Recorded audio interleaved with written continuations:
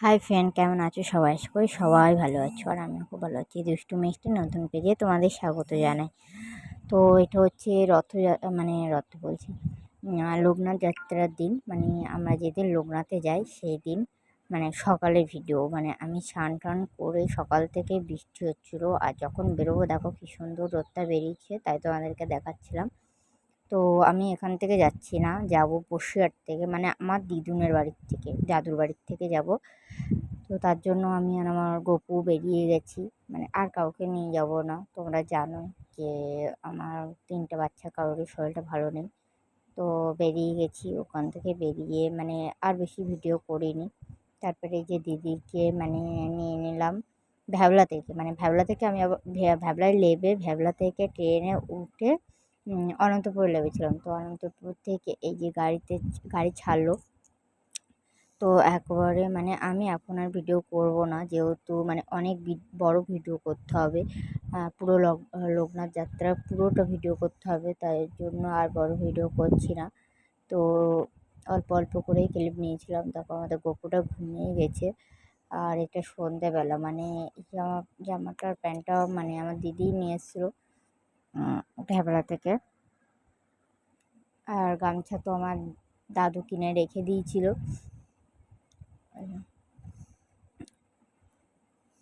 ভ্যাবলা থেকে না, বারাসাত থেকে নিয়ে এসেছিলো জামাটা, মানে ভ্যাবলা থেকে কিনবো বলছিলাম কিন্তু কেনা হয়নি। তারপরে এই যে চুলটাও বেঁধে নিয়েছি।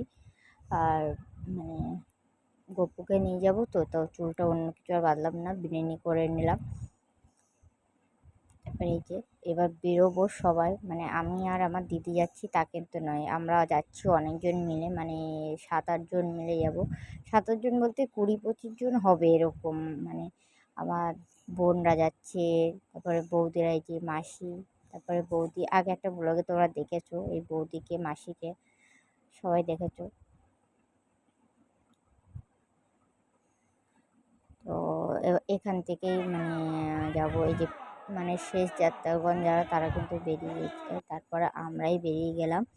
আমাদের পরে আর একবারই বেরোবে, তারপর আর বেরোবে না। এই দেখো মানে আমরা বেরিয়ে গেছি, বেরিয়ে গিয়ে বসিরহাট মানে বসিরহাট কী বলবো, স্টেশনে বসে আছি। আর এই দেখো এই দুটো পুষ্কু আমাদের সাথে যাচ্ছে, এটা তো আমার গপু, ওটাও হচ্ছে একটা মাম্মা জানো ওই বোনের মেয়ে।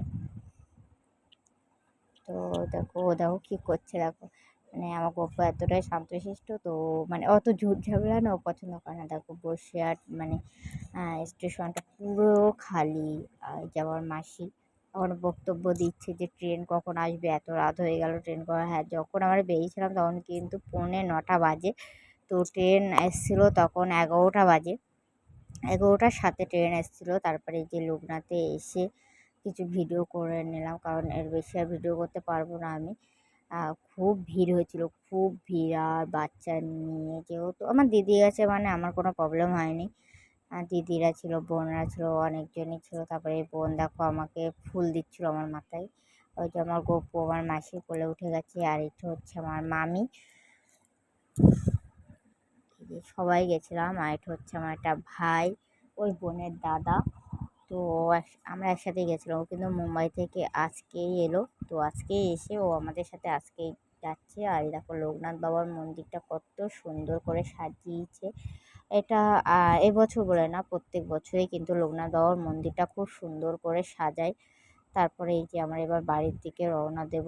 তার জন্য কিছু কেনাকাটা তো করতেই হবে, কারণ আমার দুটো বাচ্চা আছে বাড়িতে, তাদের জন্য তো কিছু কেনাকাটা করতে হবে। দেখি ঘুরে যদি কিছু পাই তাহলে তো ভিডিওটা